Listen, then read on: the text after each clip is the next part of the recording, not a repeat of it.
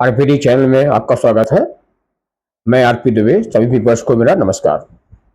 दोस्तों, इस वीडियो में मैं आपके साथ अमेरिकी राष्ट्रपति ट्रंप के भारत पर टैरिफ बढ़ाने के दोहरे रवैये के बारे में और भारतीय अर्थव्यवस्था पर पड़ने वाले इसके दुष्प्रभावों को कम करने के लिए सरकार द्वारा उठाए जा रहे कदमों के बारे में अपनी बात शेयर करूंगा।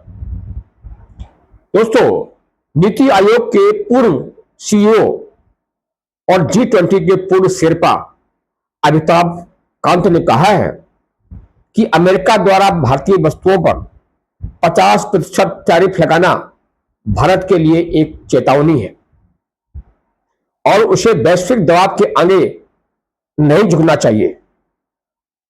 उन्होंने यह भी कहा कि भारत को डराने के बजाय इन वैश्विक चुनौतियों से उसे पीढ़ी दर पीढ़ी साहसिक सुधारों के लिए प्रेरित होना चाहिए।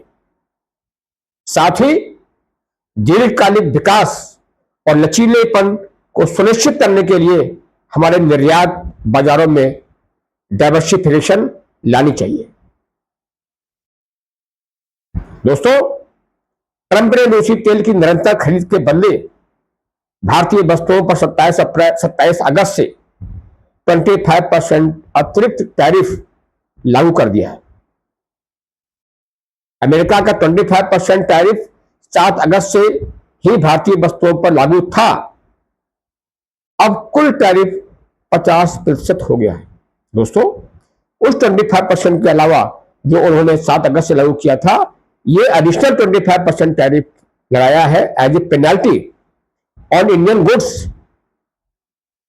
ये इसलिए लगाया गया कि भारत ने रशिया से तेल खरीदना बंद नहीं किया। दोस्तों, अब साउथ एशिया में इंडिया ही ऐसी कंट्री है एक जिसके ऊपर इतना ज्यादा टैरिफ अमेरिका ने इंपोज किया है। दोस्तों, रूस और चीन के साथ वाशिंगटन की निरंतर वार्ता के बीच, जबकि बीजिंग मॉस्को के तेल का सबसे बड़ा खरीदार बना हुआ है, अमेरिका द्वारा भारत पर इस तरह के शुल्क लगाना एक विडंबनापूर्ण है, एक इरोनिकल है। यह बताना जरूरी है कि अमेरिका ने पहले ही धमकी दी थी कि अगर यूक्रेन में युद्ध समाप्त करने के लिए कोई कदम नहीं उठाया गया तो वह रूस पर प्रतिबंध लगाएगा और उससे तेल खरीद वाले देशों पर भी अतिरिक्त प्रतिबंध लगाएगा। चीन और भारत रूसी तेल के दो सबसे बड़े खरीदार हैं। दोस्तों, जब से रशिया यूक्रेन के बीच वार स्टार्ट हुआ था अप्रैल 2022 में, तभी से चाइना और इंडिया ने रूस से काफी तेल खरीदा है। इवन इंडिया का जो ऑयल इंपोर्ट है रशिया से, वो 35 to 40% बढ़ गया था। दोस्तों, चाइना तो पहले से ही वहां से मॉस्को से बहुत तेल खरीद रहा है, बहुत पहले से। लेकिन इस पीरियड में जो 3.5 साल रशिया और यूक्रेन के बीच युद्ध चल रहा है, 3.5 साल से, इस पीरियड में रशिया से खरीदा गया तेल चाइना और इंडिया ने काफी खरीदारी की है। दोस्तों, अगर भारत तो रूस और अन्य देशों से तेल खरीदता है तो यह भारत की ऊर्जा सुरक्षा और रणनीतिक ऑटोनॉमी का मामला है। इंडिया ने साफ कर दिया है कि भारत रूस और अन्य तेल देशों से जो ऑयल की परचेज करता है वो भारत की ऊर्जा सुरक्षा को देखते हुए और रणनीतिक स्वतंत्रता, स्ट्रैटेजिक ऑटोनॉमी का मामला है।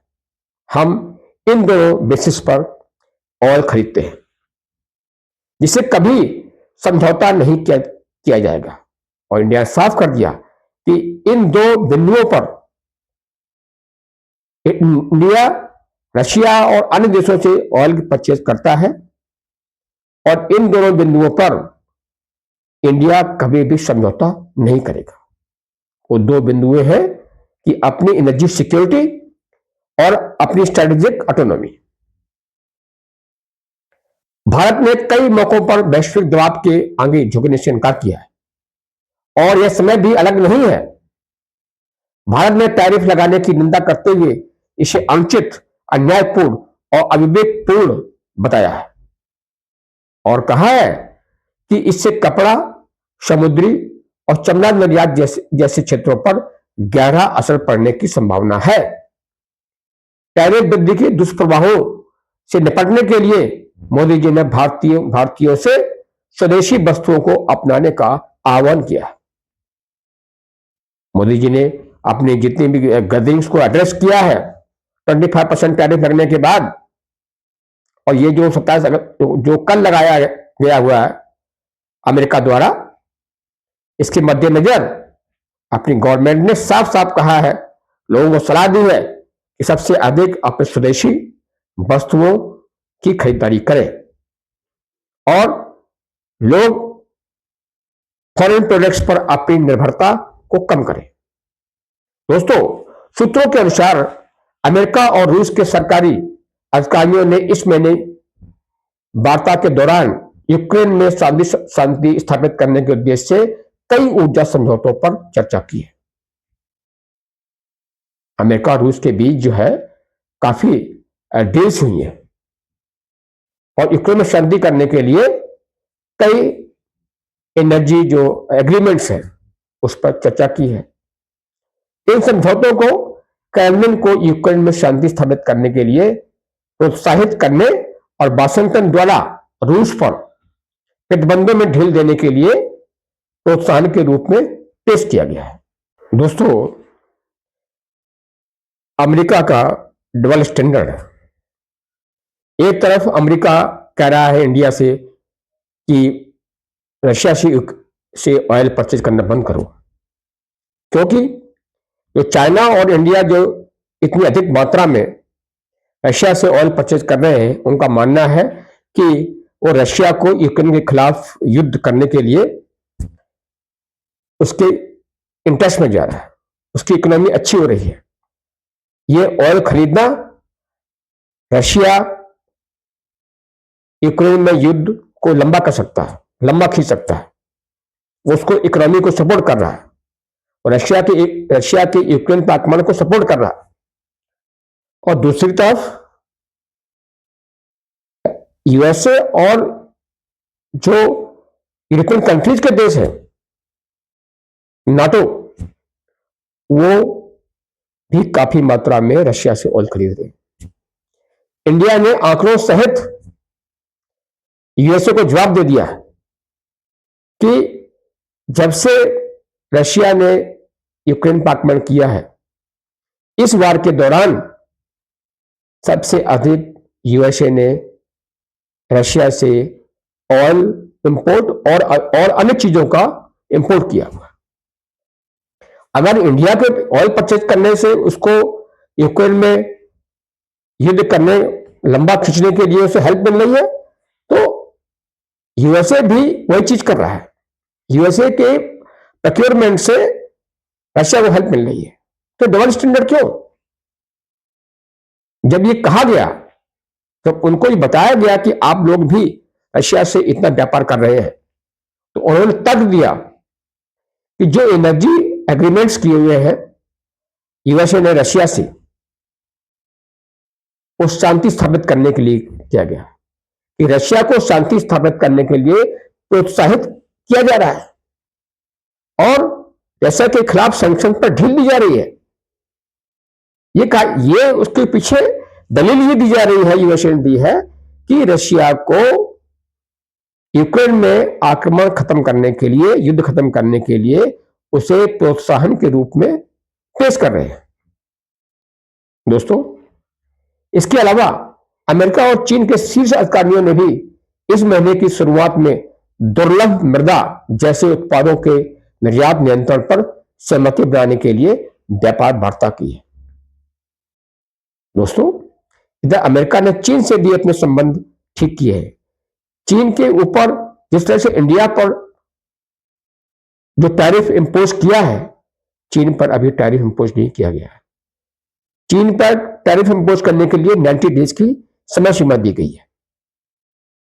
और दुर्लभ मृदा जैसे जो रियल अर्थ मिनरल्स है, मेटल्स है, उसके लिए अमेरिका ने चाइना से वार्ता की है।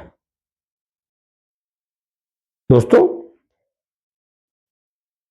टैरिफ मुद्दे के बारे में कुछ बातें जानने योग्य है।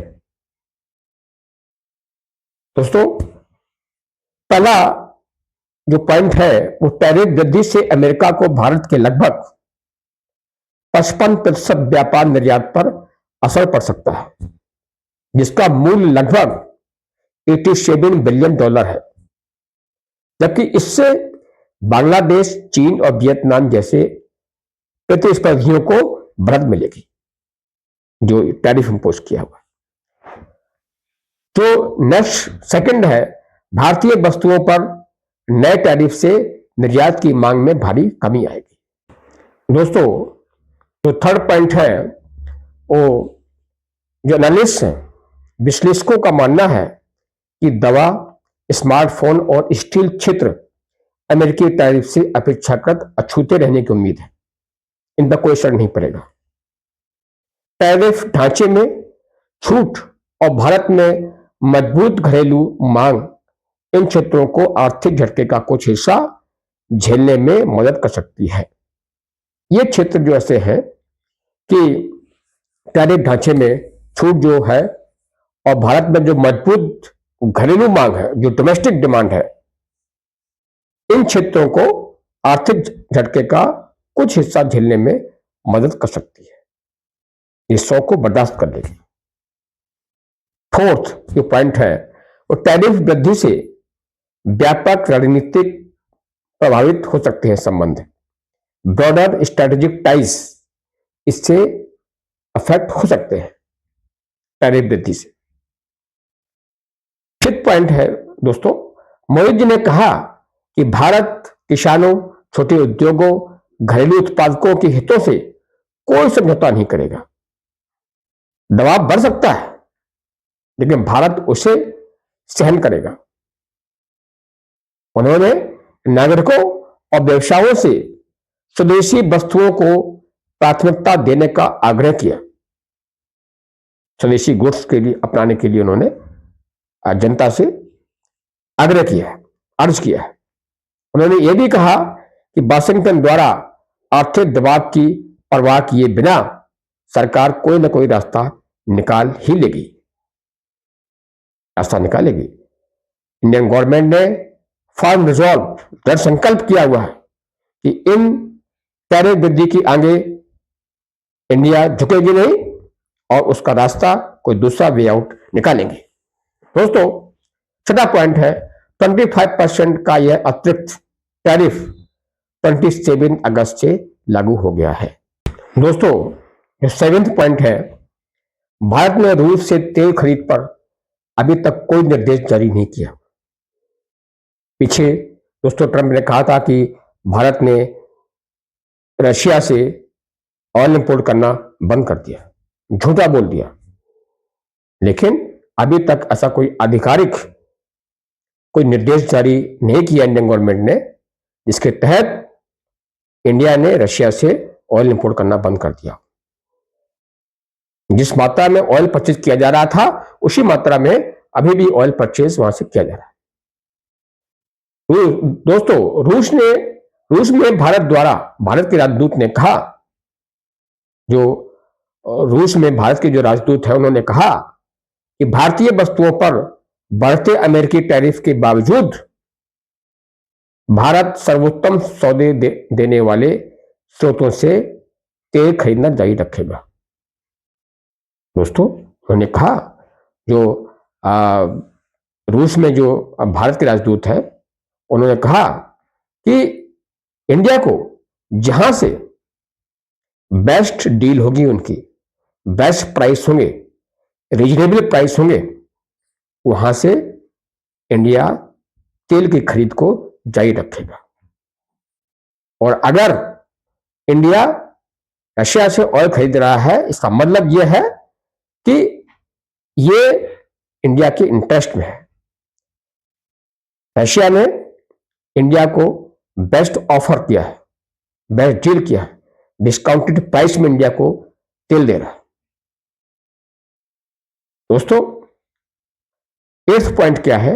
उपराष्ट्रपति जेडी वैंस ने टैरिफ वृद्धि की रणनीति का बचाव करते हुए इसे रूस के विरुद्ध आक्रामक आर्थिक लाभ बताया।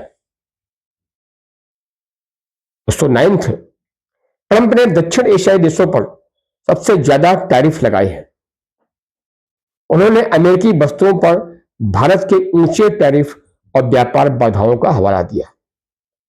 ट्रंप ने अपने जो रिएक्शन दिया, जो ने टैरिफ वृद्धि के पीछे जो उन्होंने लॉजिक दिया, उन्होंने कहा है कि भारत अमेरिकी उत्पादों पर सबसे ज्यादा इंपोर्ट ड्यूटी लगाता है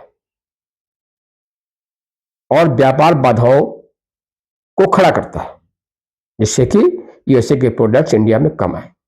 उन्होंने इस प्रकार से इंडिया पर आरोप लगाए। दोस्तों, जैसे जैसे अमेरिका भारत पर टैरिफ लगाकर दबाव डालेगा, चीन को होने वाला निर्यात बढ़ेगा। भारत में चीनी राजदूत ने कहा कि चीन भारत की व्यापारिक धमकियों के खिलाफ उसके साथ खड़ा रहेगा और इतने बड़े आकार के दो पड़ोसी देशों के लिए एकता और सहयोग ही साझा विकास का एकमात्र रास्ता है। उन्होंने कहा कि वेस्टर्न ब्लॉक की धमकियों के से डरना नहीं चाहिए। जब दो देश इंडिया और चाइना इतने बड़े देश हैं, इनकी इतनी आबादी है, सभी अन्य कंट्रीज की प्रोडक्ट्स की खपत ये दोनों देश करते हैं, तो एकता और सहयोग इंडिया और चाइना के बीच एकमात्र रास्ता है।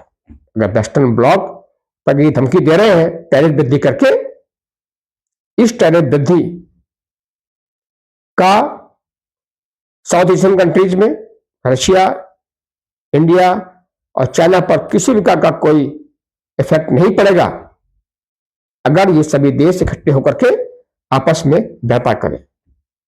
दोस्तों, सरकार उद्योग जगत के साथ इस बात पर चर्चा कर रही है कि इस कठिन समय में गवर्नमेंट उद्योग जगत की किस प्रकार सहायता कर सकती है। दोस्तों, ये तो सभी को विदित है, सभी लोग जानते हैं कि टैरिफ बढ़ने से टेक्सटाइल, अपैरल, ज्वेलरी, इन सेक्टर्स में काफी मुश्किलें आ सकती हैं। टैरिफ बढ़ने की वजह से इनका एक्सपोर्ट पर प्रभाव पड़ेगा, इंडस्ट्री पर की इकोनॉमिक्स पर, इकोनॉमी पर काफी गंभीर प्रभाव आने वाला है। तो कुछ उद्योग जगत ने सरकार से यह मांग की है या उनसे चर्चा की है कि सरकार किस तरह से इस टैरिफ वृद्धि के प्रभाव को कम कर सकती है। दोस्तों, लेकिन स्थिति की गंभीरता को देखते हुए यह अपेक्षित है, उद्योग जगत को, यह गवर्नमेंट से अपेक्षित है, एक्सपेक्टेड है कि गवर्नमेंट वित्तीय सहायता और कच्चे माल की उपलब्धता से संबंधित नीतिगत निर्णयों के रूप में ठोस कदम तुरंत उठाए जाए। उद्योग जगत ने गवर्नमेंट से यह आग्रह किया हुआ है कि इस टैरिफ वृद्धि के प्रभाव को कम करने के लिए गवर्नमेंट को फाइनेंशियल हेल्प और रॉ मटेरियल की अवेलेबिलिटी से संबंधित जो पॉलिसी डिसीजंस है उसमें कॉन्क्रीट स्टेप्स जल्द से जल्द उठाए जाए, जिससे कि इन इंडस्ट्रीज पर इनफेक्ट ना हो, गलत प्रभाव ना पड़े। दोस्तों, अगर ये वीडियो आपको पसंद आया हो तो कृपया इसे लाइक करें, शेयर करें और चैनल को सब्सक्राइब भी करें। जय हिंद, जय भारत।